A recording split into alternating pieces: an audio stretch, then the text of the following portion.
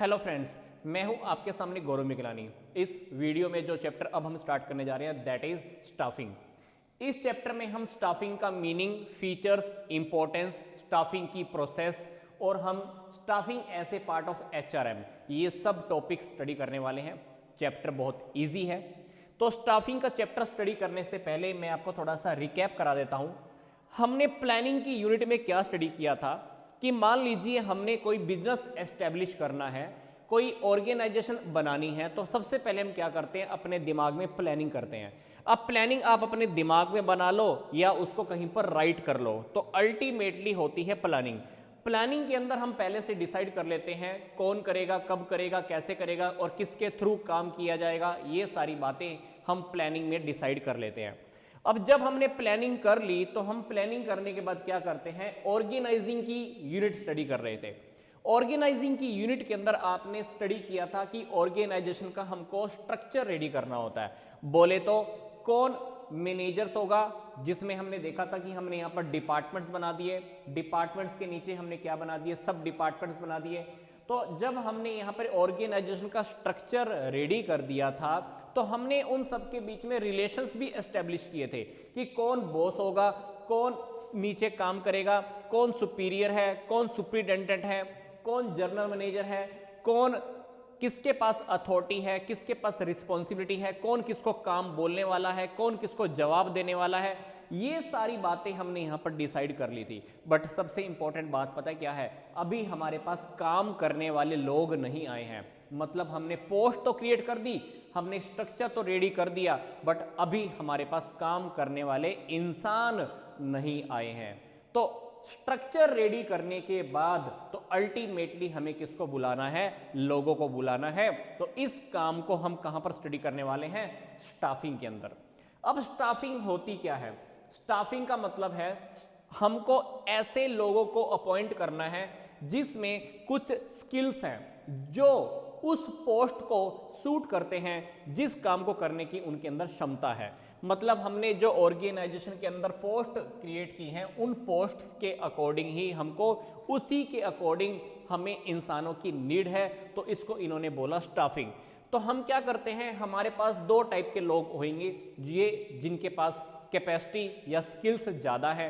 तो जिनके पास स्किल्स ज़्यादा हैं तो हम उनको मोस्ट इंपॉर्टेंट पोस्ट देने वाले हैं। जिनके पास स्किल्स कम है तो उनको थोड़ी सी कम इंपॉर्टेंट पोस्ट मिलने वाली है। मतलब हम क्या करेंगे, कोई टॉप लेवल पे बैठेगा, कोई मिडिल पे बैठेगा, कोई लोअर पे बैठेगा, और जिनके पास बहुत कम स्किल्स हैं तो हम उनको क्या बोल देंगे, वर्कर्स बोल देंगे। तो हम लोगों को देखते हैं कि कौन सी पोस्ट पर कौन से इंसान को बिठाया जाए, किसको मैनेजर बनाया जाए, कौन जनरल मैनेजर बनेगा, कौन सुपरिटेंडेंट बनेगा, कौन वर्कर बनेगा, कौन मशीनरी चलाएगा, कौन कैसा कैसा काम करने वाला है। तो हम जिसकी जैसे क्वालिटी है, जिसका जैसे स्किल्स, हम उसको वैसे ही पोस्ट दे देंगे। तो ये सारे काम कहां पे होते हैं, स्टाफिंग में होते हैं। अब स्टाफिंग में ये काफी सारे काम हम करते हैं, जैसे रिक्रूटमेंट करना, सिलेक्शन करना, ट्रेनिंग देना, डेवलपमेंट करना, उनको प्रमोशन देना, उनको कंपनसेट करना, उनकी परफॉर्मेंस की अप्रेजल करना। मतलब उनकी परफॉर्मेंस को चेक करना कि वो किस अकॉर्डिंग काम कर रहे हैं या नहीं कर रहे हैं। तो ये सारी एक्टिविटीज भी कहां पर आती हैं, स्टाफिंग में आती हैं। मतलब स्टाफिंग में हम लोगों को अपनी फर्म के प्रति अट्रैक्ट करते हैं। भाई हमारी कंपनी में, हमारी फैक्ट्री में क्या है, नौकरियां हैं, तो हम यहां पर रिक्रूटमेंट से अपना खेल शुरू कर देते हैं। तो हम लोगों को रिक्रूट करते हैं, उनका सिलेक्शन करते हैं, उनको ट्रेनिंग देते हैं, उनकी डेवलपमेंट की बात करते हैं, प्रमोशन देते हैं। ये सारी एक्टिविटीज अल्टीमेटली कहां पर होती हैं, स्टाफिंग की। स्टाफिंग के अंदर हम सबसे इंपॉर्टेंट बात यही है, जो जिस काम के लायक है हम उसको वही काम अवेलेबल करा देते हैं, हम उसको उसी पोस्ट पे ही काम करने के लिए दे देते हैं। तो ये हुआ हमारा स्टाफिंग का मीनिंग। स्टाफिंग के मीनिंग के बाद अब हमको स्टडी करने को मिलेगा कि स्टाफिंग के क्या फीचर्स हैं। फीचर्स के अंदर अगर हम देखें तो हमने क्या देखा, स्टाफिंग के अंदर हमने क्या करना है, हमारे पास जो खाली पोस्ट हैं, खाली जगह है, हमको उन जगहों को, उन पोस्ट को फिल करना है। तो पहला फीचर यही है। और उन पोस्ट के ऊपर हम जिन लोगों को लेकर आएंगे उन लोगों को बना के भी रखना है। ऐसा नहीं कि हमने आज किसी को नौकरी दी और वो 2 दिन के बाद, 1 महीना के बाद या 2 महीने के बाद छोड़कर चला गया। तो फिल तो करना ही है, उनको बना के भी रखना है। दूसरी बात, ये स्टाफिंग के अंदर हमने क्या देखा था, इसमें हम वर्कफोर्स की प्लानिंग करते हैं। हम ये देखते हैं कितने लोगों की हमें नीड है, वो नीड पूरी कहां से होगी, सिलेक्शन कैसे करेंगे, ट्रेनिंग कैसे करेंगे, ये सारी बातें भी हम स्टाफिंग में लेके चलते हैं। और ये बातें अभी हमने मीनिंग में भी स्टडी की हैं।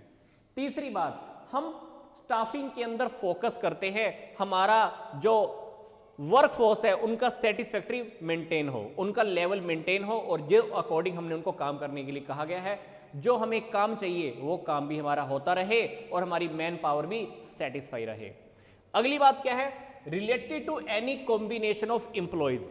अब किसी भी ऑर्गेनाइजेशन के अंदर हमको जो एम्प्लॉयज का कॉम्बिनेशन चाहिए वो हमको ध्यान रखना होता है। मतलब हमारे पास मैनेजर टाइप के लोग भी चाहिए, सुपरिटेंडेंट टाइप के लोग भी चाहिए, वर्कर टाइप के लोग भी चाहिए, तो हमको कॉम्बिनेशन बना के काम करना होता है। स्टाफिंग के अंदर हम हर पर्सन को इंपॉर्टेंस देके चलते हैं, हर पर्सन की हमारे पास इंपॉर्टेंस होती है, हम उसको पहचानते हैं। ये स्टाफिंग एक कॉन्टिन्यूस प्रोसेस है, ये हर प्रकार की ऑर्गेनाइजेशन के अंदर कॉन्टिन्यू चलती रहती है। जैसे आपने अपने स्कूल में देखा होगा, आपका स्कूल हर 3 महीने में कोई टीचर छोड़कर चला गया, लोगों को रिक्रूट करता रहता है। हर 1 साल के बाद आपके स्कूल वाले या कॉलेज वाले क्या करते हैं, कोई ना कोई लोगों को अपॉइंट करते रहते हैं। तो स्टाफिंग एक कॉन्टिन्यूस प्रोसेस है, और स्टाफिंग की हेल्प से क्या होता है, हमें अच्छे स्किल्ड पर्सन अवेलेबल होते हैं, उनकी परफॉर्मेंस बेटर होती है, और हम अपनी ऑर्गेनाइजेशन को कंटिन्यू मार्केट में चला सकते हैं। बोले तो हम कंटिन्यूस सर्वाइव कर पाते हैं, क्योंकि स्टाफिंग के थ्रू आपके पास बहुत अच्छे अच्छे लोग आते हैं जिनको आप नौकरियां देते हो, उनको बना के रखते हो, आपकी ऑर्गेनाइजेशन की ग्रोथ होती है, और कंटिन्यूस आप क्या करते हो, सर्वाइव करते हो, मार्केट में जिंदा रहते हो। तो ये थी हमारी स्टाफिंग के फीचर्स। इसके बाद देखते हैं कि स्टाफिंग की क्या इंपॉर्टेंस है। इंपॉर्टेंस के अंदर फर्स्ट पॉइंट क्या है, आइडेंटिफिकेशन ऑफ वर्कफोर्स रिक्वायरमेंट। हम स्टाफिंग के अंदर ये देखते हैं कि हमको किस तरह के लोगों की नीड है और कितने लोगों की नीड है। हम सभी डिपार्टमेंट से पूछ लेते हैं, हाँ भाई बताओ तुमको कितने कितने लोगों की नीड है। जैसे प्रोडक्शन डिपार्टमेंट में लेबर लोग ज़्यादा चाहिए, मार्केटिंग के अंदर भी ज़्यादा वर्कफोर्स चाहिए, तो हम हर डिपार्टमेंट से उनकी रिक्वायरमेंट मंगवा लेते हैं कि हमको बता दो भाई आपके डिपार्टमेंट में कितने लोगों की नीड है। दूसरी बात, स्टाफिंग के अंदर हम क्या करते हैं, परफॉर्मेंस ऑप्टिमाइजेशन करते हैं। बोले तो placing the right person at the right position, मतलब सही बंदे को सही जगह पे लगाते हैं। तो इससे क्या होने वाला है, हमारी परफॉर्मेंस सही चलने वाली है, काम तरीके से होने वाला है। अगली बात, एंश्योर्स द ऑर्गेनाइजेशनल ग्रोथ। तो प्लानिंग हम इस तरह से करते हैं कि ताकि कोई भी गलत पर्सन हमारी ऑर्गेनाइजेशन के अंदर सेलेक्ट ना हो, काम तरीके से होता रहे, हमारी ऑर्गेनाइजेशन की ग्रोथ होती है। प्रिवेंट्स डिस्ट्रप्शंस, हम पहले से ही पता कर लेते हैं कितने लोग हमको छोड़कर जाने वाले हैं, कितने लोग नए अपॉइंट करने की नीड है, ताकि कभी ऐसा भी हो जाए कि अगर कुछ लोग हड़ताल पे चले जाएं या कुछ लोग बीमार भी हो जाएं तो हमारे पास कुछ एक्स्ट्रा लोग ऐसे रहे कि हमारे काम में बाधा ना आए और हमारा काम कंटिन्यू चलता रहे। अगली बात, इंप्रूव्स जॉब सेटिस्फैक्शन। हम स्टाफिंग के अंदर लोगों को चांस देते हैं प्रमोशन के, इससे क्या होता है, उनको जॉब सेटिस्फैक्शन मिलती है। हम उनको टाइम टू टाइम रिवॉर्ड्स भी देते हैं, प्राइजेस भी देते हैं, उनको मोटिवेशन भी देते हैं, इससे वो काम करते करते सेटिस्फाई रहते हैं। ये थी हमारी प्लानिंग की इंपॉर्टेंस। अब बात करते हैं कि स्टाफिंग के हमारी इंपॉर्टेंस थी ये। अब हम देख रहे हैं कि स्टाफिंग के हमारे ये क्या बेनिफिट्स हैं। बेनिफिट्स अल्टीमेटली बहुत कुछ आप स्टडी कर चुके हैं। पहला बेनिफिट, स्टाफिंग जब हम बहुत अच्छे से करते हैं तो हमें बेस्ट कैंडिडेट मिलता है। दूसरी बात, लोगों की एफिशिएंसी बढ़ती है, क्योंकि हमने सही जगह पर सही पर्सन को ही अपॉइंट किया है, तो अल्टीमेटली हमारी परफॉर्मेंस अच्छी होने वाली है, रिजल्ट हमारे अच्छे मिलने वाले हैं। थर्ड, जो हमारे जो बेस्ट कैंडिडेट्स होते हैं, जो बहुत अच्छा परफॉर्म कर रहे हैं, हम उनको ग्रोथ की अपॉर्चुनिटीज भी देते हैं, प्रमोशन भी देते हैं। स्टाफिंग के अंदर एक बेनिफिट ये भी होता है कि हमारा जो मैन पावर की प्लानिंग हमारी बहुत अच्छे से हो जाती है।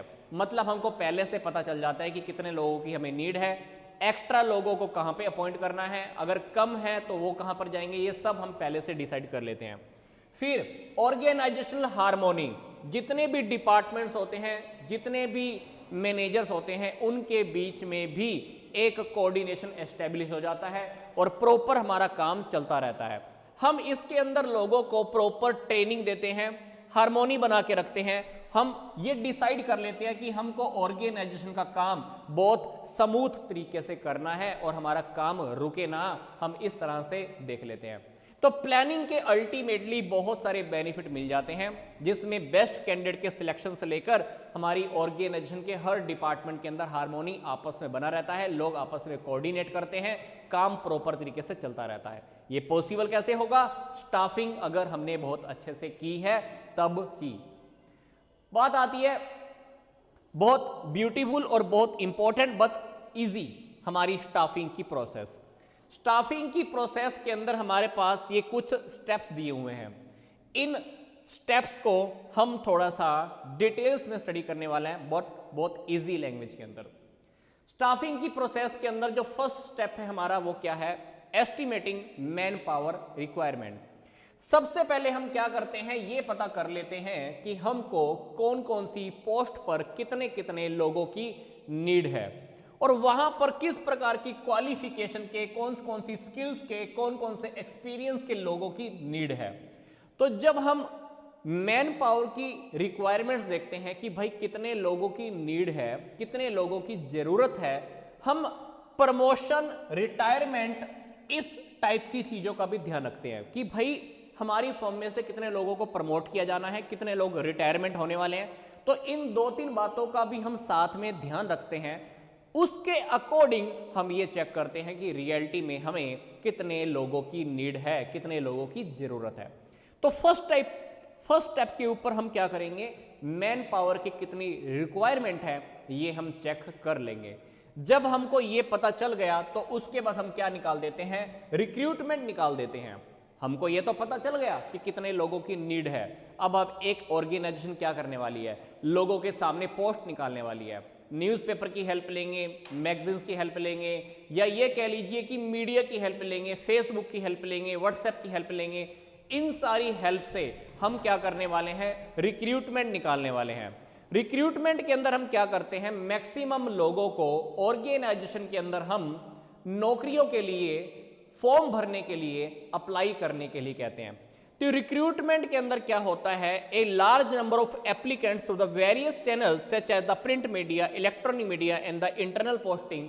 इस सब पूल्स के अकॉर्डिंग हम लोगों को अपनी और अपनी ऑर्गेनाइजेशन के अंदर अपनी ओर अट्रैक्ट करते हैं, ताकि मैक्सिमम लोग क्या करें, एप्लीकेशन भरें। हम उनको बताना चाहते हैं कि हमारी ऑर्गेनाइजेशन के अंदर कितनी पोस्ट हैं, कितनी क्वालिटीज के, किस क्वालिटी के, किस क्वालिफिकेशन के लोगों की नीड है, हम रिक्रूटमेंट के थ्रू निकाल देते हैं। जैसे आपने देखा होगा कोई भी स्कूल जब टीचर्स की रिक्वायरमेंट को निकालता है तो वो न्यूज़पेपर में प्रिंट करवा देता है। तो जब हम न्यूज़पेपर में ऐड देते हैं तो उसको हम क्या कह सकते हैं, वो हमारा टॉपिक होता है रिक्रूटमेंट का। Yes, recruitment. अब आगे हम क्या करते हैं, फिर थर्ड नंबर पर हम चलते हैं सिलेक्शन की ओर। यस, अब क्या किया, बहुत सारे लोगों ने एप्लीकेशन भरकर मान लो भेज दी हैं, तो अब लोगों को हम क्या करते हैं, ऐसा लगा लो कोई इंटरव्यू पर बुलाते हैं। अब हमने क्या करने वाला है, उसमें से बेस्ट कैंडिडेट्स का हम सिलेक्शन करने वाले हैं। तो यहाँ पर जब सिलेक्शन की प्रोसेस होती है तो काफ़ी सारे टेस्ट होते हैं, रिटन टेस्ट भी होते हैं, ओरल टेस्ट भी होते हैं। तो जिस तरह का कैंडिडेट हमको चाहिए था, हम सिलेक्शन में उस पर्सन का सिलेक्शंस कर लेते हैं। सिलेक्शन होने के बाद अब वो इंसान क्या होगा, हमारी फर्म में आ गया तो हम क्या करेंगे, उस इंसान के लिए हमारी ऑर्गेनाइजेशन नई है, पुराने लोगों को नहीं जानता, क्या रूल्स हैं, रेगुलेशंस क्या हैं, पॉलिसीज क्या हैं, वो नहीं जानता। तो हम क्या करते हैं, उस पर्सन को सभी चीज़ों से इंट्रोड्यूस कराते हैं। इसको हम बोलते हैं ओरिएंटेशन। हम सभी से हम उसको इंट्रोड्यूस कराते हैं। हमारा वर्क कल्चर क्या है, हमारा इन्वायरमेंट कैसा है, सुपीरियर कौन है, सबऑर्डिनेट कौन है, कौन बॉस है, क्या ऑर्गेनाइजेशन की पॉलिसी है, हम उसको सब चीज़ों से इंट्रोड्यूस कराते हैं। साथ ही साथ वो जिस पोस्ट के लिए आया था, हम उस पोस्ट पर उसको बिठा देते हैं, जिसको हम प्लेसमेंट कह रहे हैं, ऐसा समझ लीजिए। अब प्लेसमेंट भी हो गई, ओरिएंटेशन भी हो गया, सारी जान पहचान हो गई। अब हम क्या करने वाले हैं, आगे उसकी ट्रेनिंग करने वाले हैं। हो सकता है कि उसके अंदर अभी कुछ क्वालिटीज हमको और इंप्रूव करनी हो, उसके स्किल्स को इंप्रूव करना हो, तो अब हम क्या करने वाले हैं, ट्रेनिंग देने वाले हैं। और कभी कभी हमको एम्प्लॉयज को मोटिवेट भी करना पड़ता है, उनकी स्ट्रेंथ को इंप्रूव करना पड़ता है, उनकी क्षमताओं को बढ़ाना पड़ता है, जिससे वो थोड़ा सा और डेवलप होए। तो ये चीजें भी हम इसमें करते हैं। फिर अब वो मान लो काम करना स्टार्ट कर चुका है, काम करना स्टार्ट कर चुका है, तो हम क्या करते हैं, कुछ वक्त के बाद परफॉर्मेंस अप्रेजल भी करते हैं। बोले तो उसका प्रगति का मूल्यांकन, परफॉर्मेंस की अप्रेजल बोले तो मूल्यांकन करते, इवैल्यूएशन करनी है। तो हम क्या करते हैं, यहां पर एम्प्लॉय की परफॉर्मेंस की मतलब क्या करने वाला, मूल्यांकन करने वाले, एनालिसिस करने वाले हैं। जो हमने डिसाइड किए थे बेंचमार्क्स, उसके अकॉर्डिंग हम देखेंगे कि वो काम कर रहा है या नहीं कर रहा है। हम उसको फीडबैक देते हैं और उसकी इंप्रूवमेंट के एरियाज भी देखते हैं कि उसको अभी भी कहां कहां इंप्रूवमेंट्स की नीड है। तो यहां पर सारी बातें आ गई, हमने फीडबैक दी और उसको बता दिया कि भाई तेरे को अभी भी यहां पर इंप्रूवमेंट की नीड है, या लगा लो कि हम थोड़ी सी उसको और ट्रेनिंग और डेवलपमेंट करा देंगे उसका। ये हो गया। इसके बाद क्या करेंगे, हम प्रमोशन या करियर प्लानिंग की भी बात करते हैं।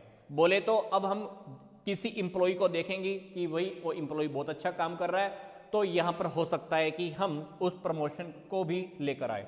तो अपग्रेडिंग द प्रोफाइल और position of the employees, motivating them to work better. अब हमको मोटिवेट करते हैं कि हम उनको कहें कि भाई तुम पहले से भी ज्यादा अच्छे काम कर सकता है, तू भाई प्रमोशन ले ले। तो प्रमोशन के अंदर उसकी ड्यूटीज, रिस्पॉन्सिबिलिटीज थोड़ी बढ़ जाती हैं।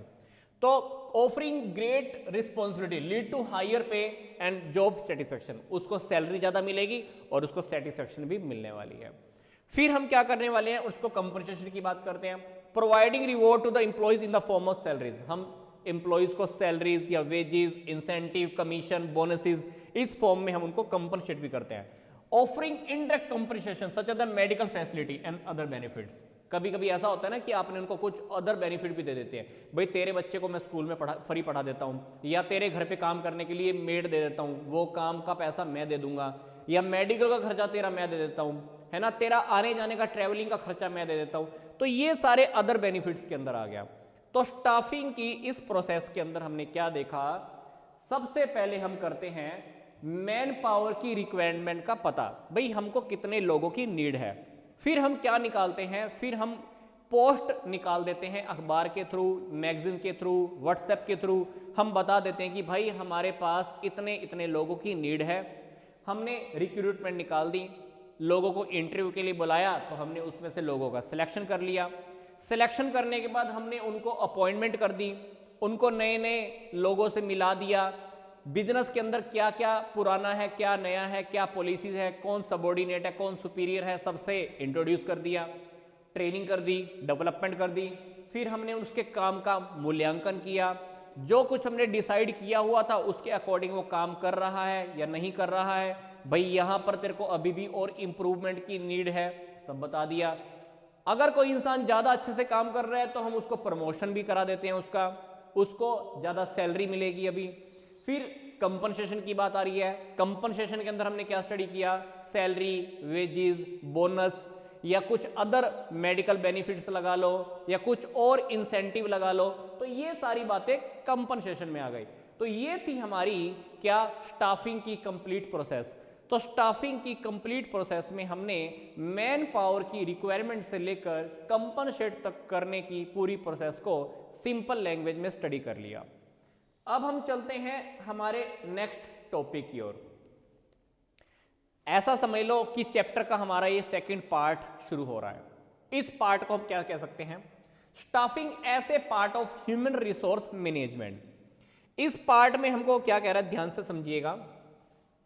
कहता है कि ये जो HRM है ना, बोले तो ह्यूमन रिसोर्स मैनेजमेंट, ये कौन परफॉर्म करता है, ये फंक्शन परफॉर्म करते हैं मैनेजर्स। दूसरी बात, HRM is a wider term as compare to the staffing. HRM reality में स्टाफिंग से बहुत बड़ी टर्म है, बहुत बड़ा पहलू है, बहुत बड़ा एस्पेक्ट है। स्टाफिंग से बहुत बड़ी बात है क्या, HRM, ह्यूमन रिसोर्स मैनेजमेंट।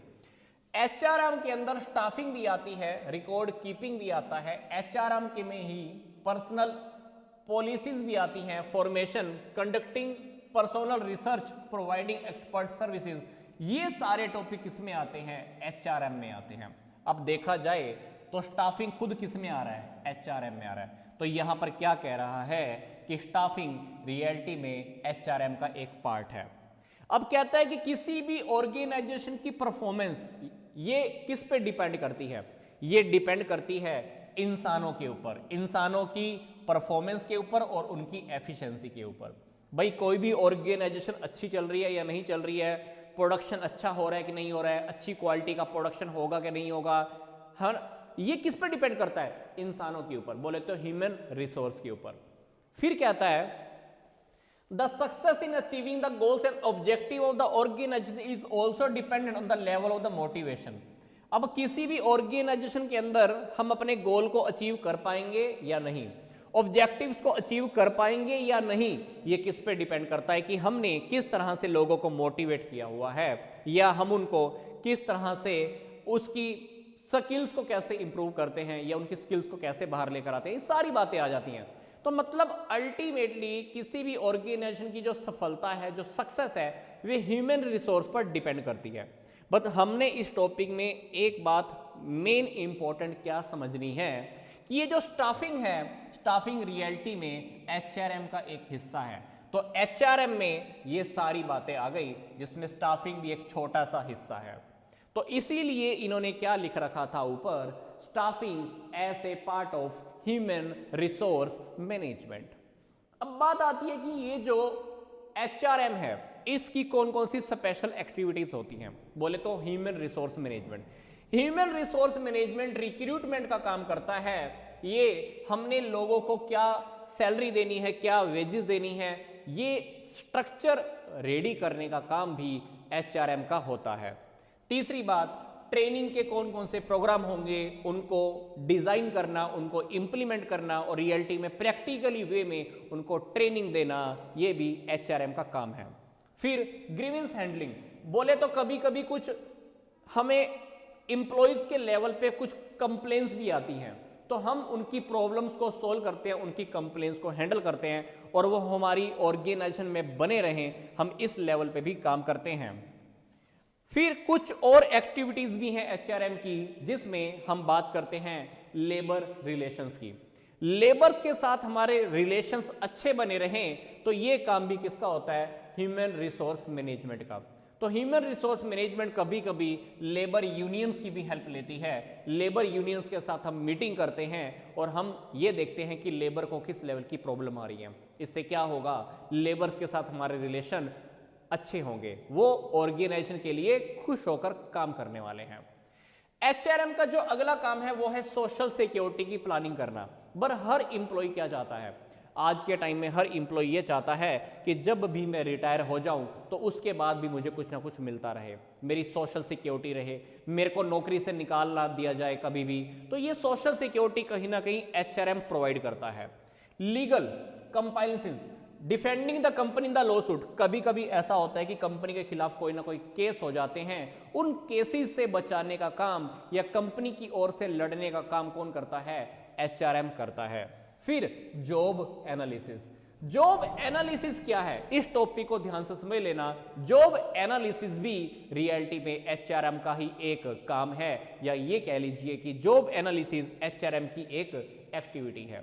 तो it is a systematic process of understanding the responsibilities, requirements and the nature of A job. एक जॉब को परफॉर्म करने के लिए, एक पार्टिकुलर जॉब की अगर हम बात करें तो एक पार्टिकुलर जॉब की कुछ रिस्पॉन्सिबिलिटीज होती होंगी, कुछ रिक्वायरमेंट होती होंगी, उस जॉब का कोई ना कोई नेचर होता होगा, और हमको उस जॉब पर, उस पोस्ट पर एक ऐसे इंसान की जरूरत होती है जो उस नेचर को मैच करता हो, जो उस रिक्वायरमेंट को मैच करता हो, जो उस पोस्ट की रिस्पॉन्सिबिलिटीज को पूरा करता हो। तो this is an important tool of human resource management. तो ये काम कौन करेगा? पूरा एचआरएम करने वाला है। तो एचआरएम क्या करता है? उस पोस्ट के अकॉर्डिंग जिस पर्सन की नीड है वो पर्सन एचआरएम लेकर आता है। तो HRM क्या कह रहा है, ध्यान से देखिए, जॉब एनालिसिस के through right people can be placed in the right roles. हम ये देखते हैं कि जिस पोस्ट पर जिस पर्सन को हम पहुंचा रहे हैं, बिठा रहे हैं, वो पर्सन उस पोस्ट के अकॉर्डिंग ही हो। तो इसलिए कह रहे हैं कि right people be placed in the right roles with the organisation. Organisation के अंदर हम जिस पोस्ट को क्रिएट कर रहे हैं, जो रोल जिस पर्सन ने प्ले कर रहे हैं, उसको उसी पोस्ट पे बिठाया जाता है। तो जॉब एनालिसिस के अंदर हम बहुत ध्यान से देखते हैं कि जो पोस्ट है, जो जॉब है, उसकी रिस्पॉन्सिबिलिटीज क्या है, उस पोस्ट पर वो बंदे कौन से काम पूरे करेगा, कौन सी उसकी ड्यूटीज होंगी, वो उसकी क्या रिक्वायरमेंट्स होंगी, उस जॉब का, उस पोस्ट का क्या नेचर है। तो ये सारी बातें हम कहां पर डिसाइड करते हैं, जॉब एनालिसिस। तो जॉब एनालिसिस का काम भी कौन करता है, ये HRM पूरा करता है। तो हमने अभी ये देखा कि HRM की हमारी कौन कौन सी स्पेशलाइजेशन एक्टिविटीज हैं। तो ये स्क्रीनशॉट आप ले सकते हैं, और ये हमारा ये सेकंड पार्ट है, इसको भी आप स्क्रीनशॉट ले सकते हैं। अब हम चलते हैं कि स्टाफिंग के कौन कौन से एस्पेक्ट्स हैं। हालांकि हमारा चैप्टर यहीं पे कवर हो चुका है, बट इसको हम थोड़ा सा आगे लेके चलने वाले हैं। स्टाफिंग के कौन कौन से एस्पेक्ट्स हैं, recruitment, staff selection and the training. ये तीनों टॉपिक हमारा यूनिट के हिस्से हैं, बट इसको हम शॉर्टकट वे में देख लेते हैं। और ये 3 टॉपिक हमने स्टाफिंग की प्रोसेस में भी स्टडी किए हैं, तो इसको हम एक बार शॉर्टकट में देख लेते हैं। देखो, सबसे पहले रिक्रूटमेंट। अब हमको लोगों को रिक्रूट करना है, हमारे पास पोस्ट खाली हैं, हमने उन पोस्ट को लोगों से भरना है। कैसे भरेंगे, 2 तरीके, internal source, external source. Internal sources के अंदर हम क्या कर सकते हैं, ट्रांसफर, प्रमोशन, या इन चीजों की हम हेल्प ले सकते हैं। किसी को हमने डिमोशन दे दिया, प्रमोशन दे दिया, या ट्रांसफर कर दिया, तो हमने ये इंटरनल सोर्सेज की हेल्प ली। या कभी कभी हमने अगर लोगों को रिक्रूट करना है, तो हमें direct recruitment, casual caller, advertisement, employment agencies, placement agencies, campus recruitment, web publishing, labour contracts, इन सब की भी हेल्प लेनी पड़ती है। अब आपके मन में आएगा, सर ये टॉपिक हैं क्या? ये सारे टॉपिक आपको डिटेल्स में नेक्स्ट वीडियो में बहुत अच्छे से एक्सप्लेन किए जाएंगे, और ये टॉपिक बहुत इजी हैं। बट फिलहाल आप अभी यहाँ पर ये समझ लीजिए कि कोई भी ऑर्गेनाइजेशन जब रिक्रूटमेंट करती है तो 2 तरीके से करती है, इंटरनल सोर्सेज की हेल्प से, सेकंड एक्सटर्नल सोर्सेज की हेल्प से। या तो ऑर्गेनाइजेशन के अंदर से ही रिक्रूटमेंट हो जाती है, या हमको बाहर के कुछ लोगों को बुलाना पड़ता है, उनको रिक्रूट करना पड़ता है। तो ये हमारा स्टाफिंग का फर्स्ट एस्पेक्ट, जिसको हम रिक्रूटमेंट कह सकते हैं। जब रिक्रूटमेंट हो जाती है तो हम लोगों को इंटरव्यू के लिए बुलाते हैं, हमको क्या करना होता है, सिलेक्शन करना होता है। सिलेक्शन के अंदर कुछ टेस्ट होते हैं, उनके इंटरव्यूज होते हैं, कुछ डीपली कन्वर्सेशन होती हैं, लोगों के हम बैकग्राउंड चेक करते हैं, उनके मेडिकल टेस्ट होते हैं, फिर हम उनको जॉब का ऑफर देते हैं, हम उनके साथ एम्प्लॉयमेंट का कॉन्ट्रैक्ट करते हैं। तो सिलेक्शन के अंदर ये सारी बातें हमको करनी होती हैं, या कह लीजिए कि सिलेक्शन के अंदर ये सारी बातें हम देखते हैं। सिलेक्शन होने के बाद हम क्या करते हैं, हम लोगों को देते हैं ट्रेनिंग। अब ट्रेनिंग और डेवलपमेंट, ट्रेनिंग भी 2 चीजें होती हैं। ट्रेनिंग हम 2 तरीके से कर सकते हैं, या तो काम करते करते लोगों को हम ट्रेनिंग दे सकते हैं, या हम क्या कर सकते हैं, काम से अलग किसी जगह पर लेके जाएं और उनको वहां पर ट्रेनिंग दें। तो हमारे यहां पर आ गए काम करते करते ट्रेनिंग देना, उसको इन्होंने बोल दिया of the job training methods. इसको हम क्या बोलेंगे, जो काम से अलग ट्रेनिंग देने वाले हैं, किसी अलग जगह पे लेके जाएंगे और उनको वहां पे ट्रेनिंग देने वाले हैं, तो उसको हम बोलेंगे off the job training method. तो on the job training method के अंदर हम क्या करते हैं, हम उनको ये वाले सारे ट्रेनिंग के मेथड्स यूज करते हैं, और ऑफ द जॉब के अंदर हम ये सारे ट्रेनिंग मेथड यूज करने वाले हैं। अब ये मेथड्स क्या हैं, इनकी डिटेल स्टडी क्या है, हम आने वाले चैप्टर में इसको डिटेल में स्टडी करने वाले हैं। तो ये हमारे 3 एस्पेक्ट किस चीज के थे, स्टाफिंग के थे। तो स्टाफिंग के 3 एस्पेक्ट अब हम डिस्कस कर लेते हैं। हमारा एक सिंपल सा टॉपिक कि रिक्रूटमेंट और सिलेक्शन दोनों में आखिर डिफरेंस क्या है। ये टॉपिक हमारा आने वाले चैप्टर्स में डिस्कस होगा, बट फिर भी हम इसको देख लेते हैं। रिक्रूटमेंट के अंदर हम मैक्सिमम लोगों को इनवाइट करते हैं, हम मैक्सिमम लोगों को बोलते हैं कि तुम भाई एप्लीकेशन भेजो। हमारे पास मान लो 5 पोस्ट हैं, हमने 5 पोस्ट को भरना है, हमने 50 लोगों को बुला लिया, 50 लोगों की एप्लीकेशंस हमारे पास आ गई, तो वो क्या हुआ, रिक्रूटमेंट। अब 50 लोग हमारे पास इंटरव्यू देने के लिए आने वाले हैं, बस 50 लोगों में से 45 कैंडिडेट्स को मुझे वापस भेजना पड़ेगा और 5 कैंडिडेट्स को मुझे सेलेक्ट करना पड़ेगा।